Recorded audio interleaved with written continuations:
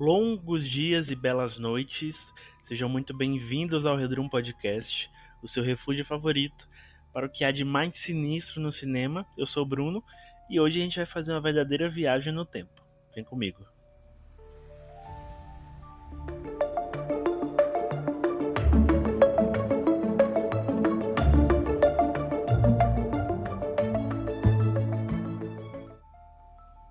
Gente, antes de tudo, uma breve explicação sobre o podcast. Tô tentando e quero trabalhar nesse podcast, trazer pelo menos uns 2 episódios por mês, tá? Com temáticas específicas, com obras específicas ou temas em específicos também, tudo dentro do gênero do horror e seus subgêneros, tá? Então vai funcionar nesse formato.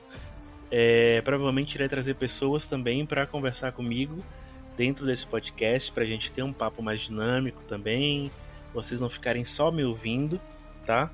Então vai ser mais ou menos isso, como eu quero que esse podcast funcione, e eu acho que vai ser bem da hora, tá? Então vocês deixem o sininho ativado para quando um novo episódio sair, vocês já estarem avisados e ouvirem também, né?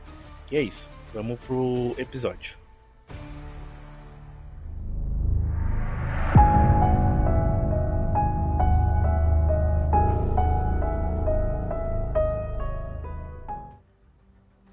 Bom, hoje é dia de falar de clássicos do terror, aqueles filmes que marcaram gerações e os que, mesmo lançados recentemente, já conquistaram o selo de obras inesquecíveis, dos corredores sombrios dos anos 70 e 80 aos terrores psicológicos e sociais que arrepiam o público hoje em dia. Hoje a gente vai falar sobre o que torna um filme um clássico, né? Relembrar obras que marcaram épocas e discutir esses novos clássicos contemporâneos que já deixaram a sua marca no cinema de horror, né? Então, prepara a pipoca, apaga a luz e bora pro episódio.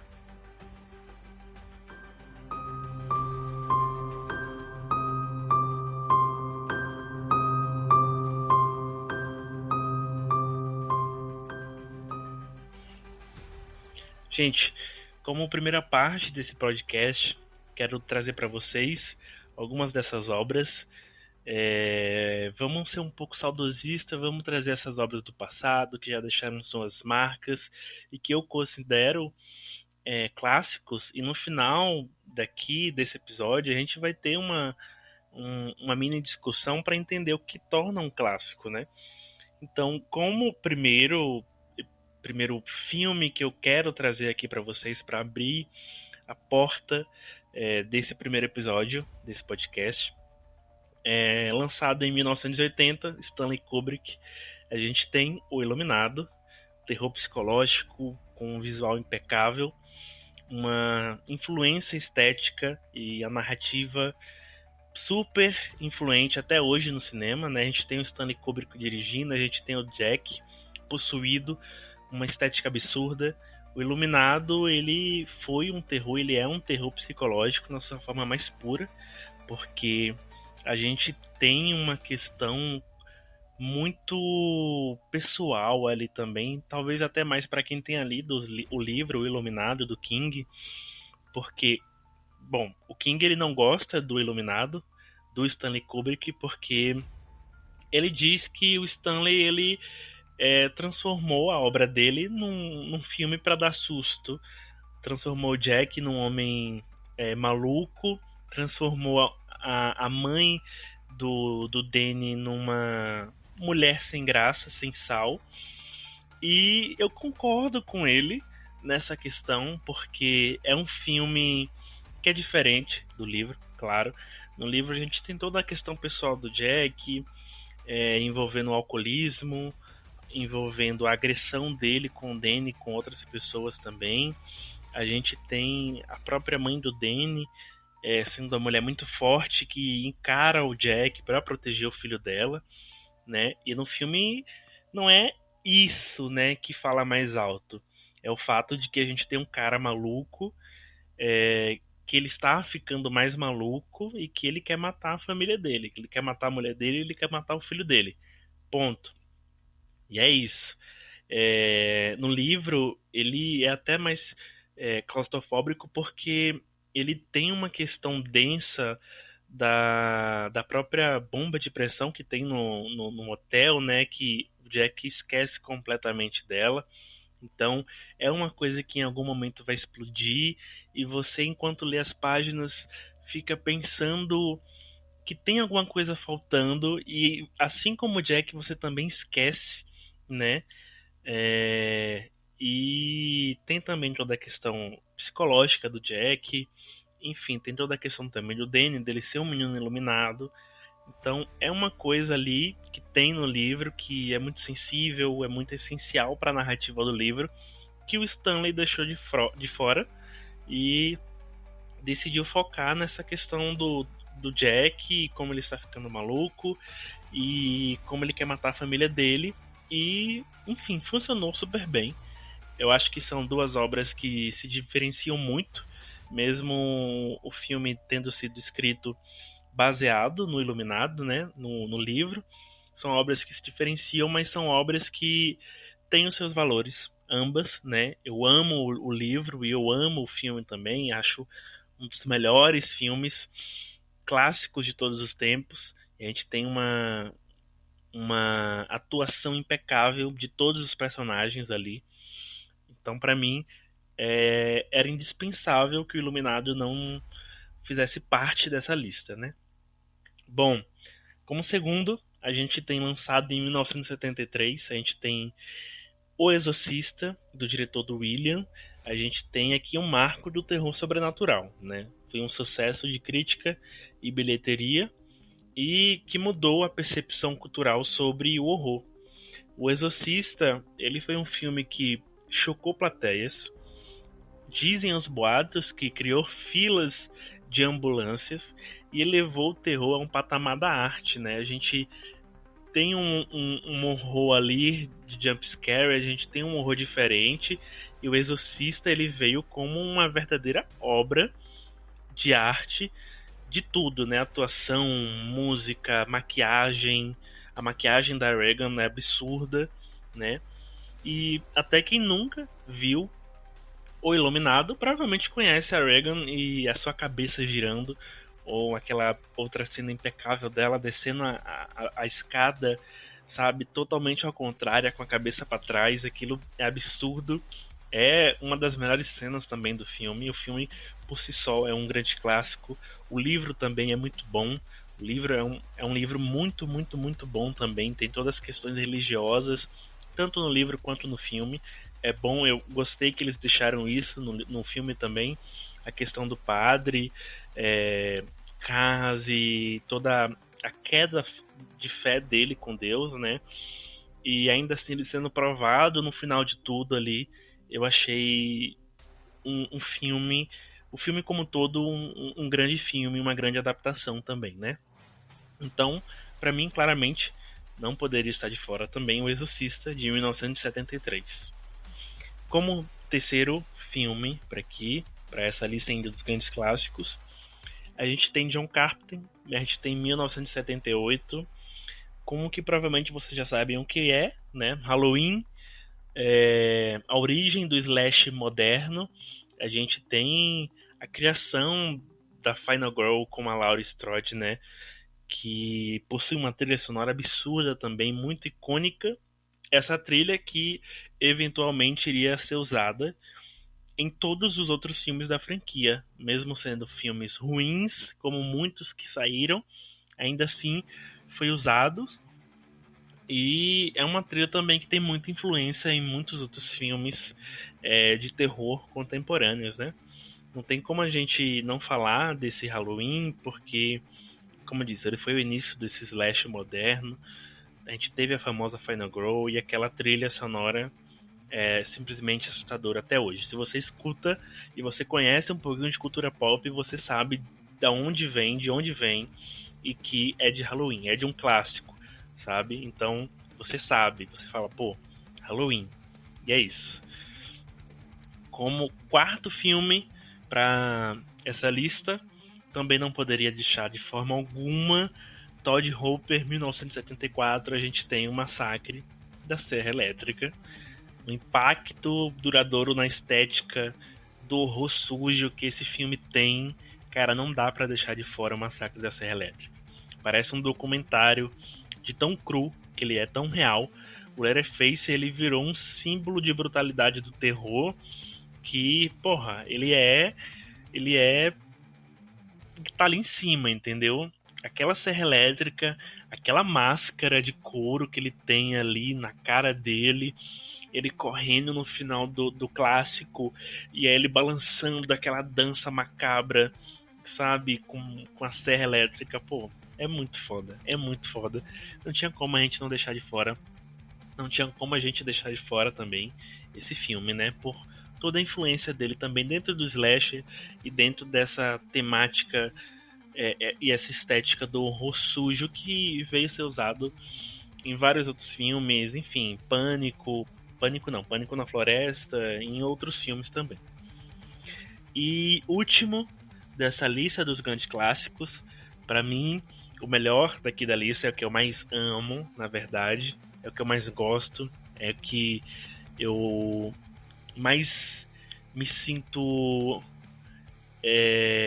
apegado, tá? A gente tem 1979, Ridley Scott, a gente tem Alien, o Oitavo Passageiro, que foi um absurdo, né?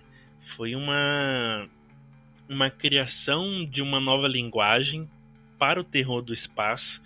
A gente tem um clássico que mistura ficção científica com horror puro. A gente tem um Ridley Scott que entregou tudo ali. A gente tem uma mulher foda, a gente tem uma protagonista foda, a gente tem a Ripley como uma mãe no segundo filme também, mas aqui ela é muito badass também, porque tem aquela cena icônica do final e, cara, tem um dos melhores jump scares do cinema, na minha humilde opinião, que é logo no primeiro ato do filme ali, enfim, quando o xenomorfozinho ele entra dentro de um dos personagens e você, aquela cena, aquele silêncio, o pessoal falando e do nada um esguicho de sangue e todo mundo se assustando, aquele negócio sai pra fora, é absurdo também, não poderia estar de fora dos grandes clássicos, né? Bom, esses foram 5 grandes clássicos de antes, de ontem, e a gente vai falar agora sobre os novos clássicos.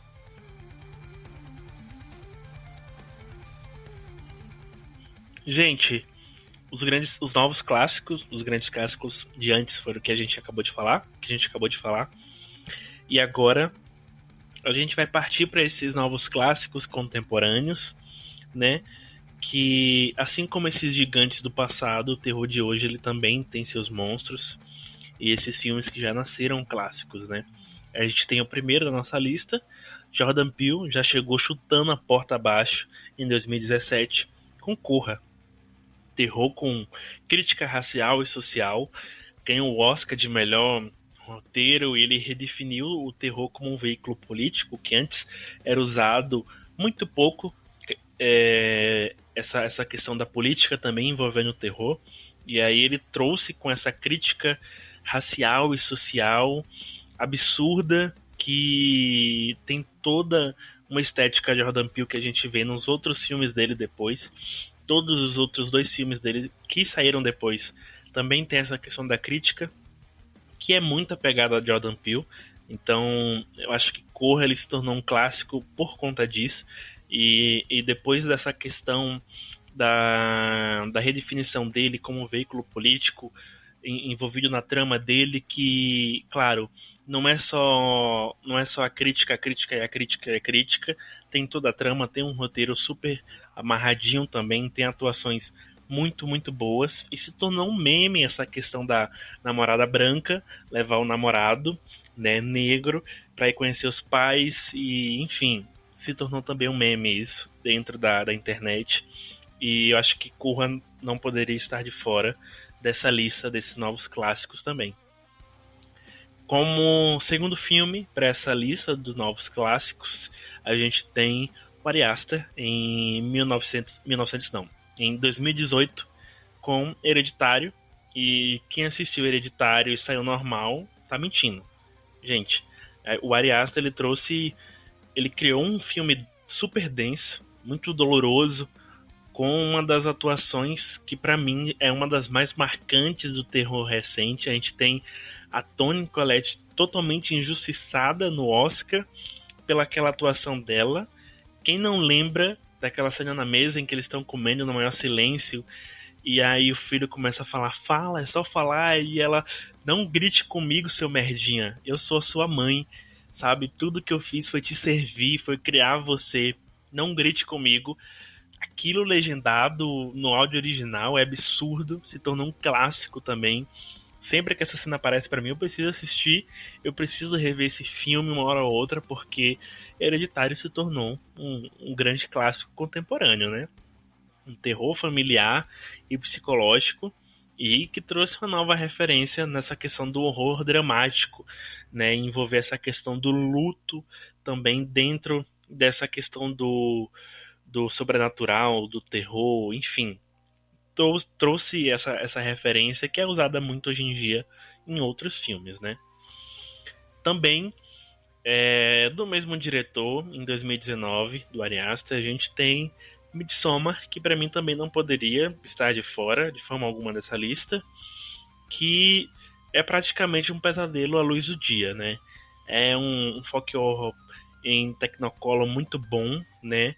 E que tem um final muito chocante. Eu lembro da primeira vez que eu assisti esse filme e eu fiquei estático uns 5 minutos pensando bem assim, eu não acredito que isso tá aqui, sabe? Foi realmente depois de um tempo que eu peguei pra entender que, por conta de ser um folk horror, ele é realmente um filme pra chocar, que te deixa embasbacado, né? Te deixa, assim, olhando pro teto e falando, meu Deus do céu, o que aconteceu aqui? Por que ela tá sorrindo? O que é essa coroa de flores? Quem é esse povo? Eu não quero nunca chegar perto dessa galera. Que droga é essa? Então, pra mim, Midsommar também não poderia faltar nessa lista, né? Como uma estética diurna. A gente vê que filmes de terror não precisam acontecer somente à noite para se tornarem assustadores, né? A prova viva disso é Midsommar, né? Também com a reviravolta no conceito desse horror visual, dessa estética brilhosa, cheia de flores e branco e alegre, e que no final a gente sabe que não é nada disso. E por último, dessa lista, um que pra mim ele é indispensável e ele também, pra mim, é o melhor dessa lista. Eu precisava, com todas as forças, trazer esse filme aqui. A gente tem o Robert Eggers em 2015 com A Bruxa, né? A gente não pode esquecer da Bruxa. Foi com esse filme que o Robert Eggers ele trouxe de volta o horror folclórico, com esse estilo visual impecável e um clima de tensão quase insuportável. Quem não lembra da cena do celeiro do Blackjack falando para o protagonista, você gostaria de sentir o gosto delicioso da manteiga, com aquela voz sussurrante que quando você coloca aquele fone de ouvido que tampa totalmente os sons externos, aquilo te arrepia e você realmente fica tenso, entendeu? Essa frase, ela virou um ícone. A bruxa, ela é muito sobre essa questão do fanatismo religioso, né? Essa repressão, esse isolamento, é uma família se isolando, indo para um lugar totalmente diferente, com uma ideia de construir uma vida nova, mas que acaba dando tudo errado, né? E tudo isso com uma ambientação impecável e as atuações incríveis, especialmente da Anya Taylor-Joy, né? Que teve uma atuação muito, muito boa, né? E que hoje em dia, infelizmente, o Robert Eggers ele disse não suportar mais a bruxa, né? Pois, segundo ele, suas habilidades como diretor evoluíram e ele com certeza faria algo diferente hoje em dia. Né? Na própria fala dele, ele disse o seguinte: honestamente, eu não suporto assistir a Bruxa agora. Não é que seja ruim e as performances são ótimas, mas eu não era habilidoso o suficiente como cineasta para colocar o que estava em meu cérebro na tela. Uma pena, ele achar isso, pois eu acho esse o melhor filme de terror dos últimos 10 anos, assim, sabe? Inclusive, esse ano completou 10 anos de A Bruxa. Acho que é uma ótima pedida para quem não assistiu ainda, ou quem já assistiu e queira rever A Bruxa em comemoração a esses 10 anos. Gente, mas assim, né? Afinal, o que faz um filme se tornar um clássico, ser um clássico, né? Eu acho que é uma mistura de originalidade, o impacto e essa permanência que o filme possui hoje em dia, né? Ele precisa assombrar a gente, mesmo anos depois, e ele precisa deixar sua marca ao ponto de que novos filmes, essa questão do fator influência, né? Quando outros filmes começam a copiar ou se inspirar, e também, é claro, o medo que ele desperta, né? Mesmo que seja um medo emocional, e não só a questão do jump scare. Você precisa falar desse filme e falar, porra, esse filme me dá medo, esse filme me deu muito medo, e assistindo ele hoje em dia, eu ainda me sinto totalmente apreensivo e, e assustado, sabe? Eu acho que precisa ter essa questão da originalidade temática, trazer algo novo, né? Essa potência estética, tanto na fotografia como a trilha sonora e a direção. Muitos diretores do horror ficaram conhecidos por conta desses filmes que se tornaram clássicos, né? Precisa ter essa relevância social também. Alguns precisam ter essa relevância social e filosófica e se tornaram clássicos por conta disso também, nessa questão política também, né? Como esses novos clássicos que trouxeram críticas sociais e raciais dentro de seus filmes, ou que reacenderam um subgênero do horror que estava há muito tempo apagado, porque trouxeram uma coisa totalmente nova e inovadora, como a gente tem A Bruxa, como a gente tem Midsommar também, né? Então, eu acho que esse filme, esses clássicos, eles precisam dessa questão da permanência, eles precisam influenciar os novos filmes que saem hoje em dia. A gente precisa assistir um filme e falar, meu Deus, isso daqui tem no Exorcista, isso daqui tem em Alien, isso daqui é muito o Iluminado, sabe? Isso daqui é muito A Bruxa, isso daqui é muito Hereditário. A gente precisa lembrar desses filmes nesses momentos, né? A gente precisa saber que eles ainda existem e que eles ainda possuem essa influência enorme dentro de todo esse mundo cinematográfico, né? Então, para mim, eu acho que é isso que torna um clássico, e é isso que torna esses novos filmes contemporâneos também um clássico, né? São, acho que é todo um conjunto, né? Acho que vocês entenderam, não é só uma coisa, mas sim todo um conjunto.